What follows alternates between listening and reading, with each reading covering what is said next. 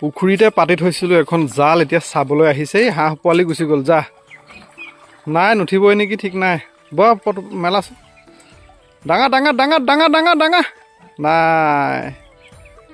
হাঁহ পোৱালি অহাৰ কাৰণে নাহিলেই, তথাপিও নহাকৈ থকা নাই। এই নালাগে দিয়া, এৰি দিয়া বাৰু। আকৌ পাতা। নাই নাই বুলি কৈ পালোঁ দিয়ক, প্ৰায় 2-3 মুঠিমান। খুব ধুনীয়া মাছ পালোঁ দিয়ক, মোৱা মাছ। কেনেকৈনো ক'ৰ পৰা আহিল জানো। এই মাছখিনিতো আমি মেলা নাছিলোঁ ন, মানে বাহিৰৰ পৰা সোমালে ন। যেতিয়া পুখুৰীত পানী সোমাইছিলে তেতিয়া বাহিৰৰ পৰা সোমাই গ'ল। ধুনীয়াকৈ এসাঁজ হ'ব দিয়া, ধুনীয়াকৈ বাচাৰ ষ্টাইলটো অকণমান দেখাইছোঁ দেই আপোনালোকক। এই চাওক,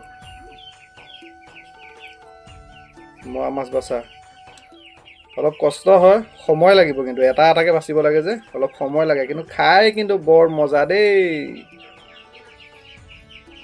গোন্ধ পাই মাখি আহিলেই পে-পে-পে-পেকৈ।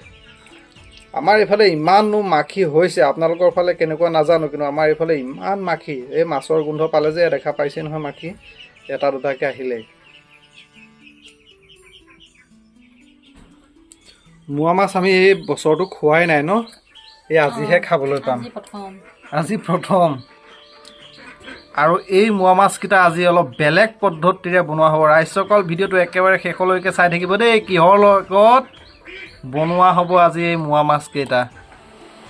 আৰু এয়া হৈছে চিচিংগা আমাৰ বাৰীতে আছিলে, পাৰি আনি কুটি থৈ দিছে। আৰু মোৱা মাছখিনিও ধুনীয়াকৈ ধুই পখালি ৰেডি।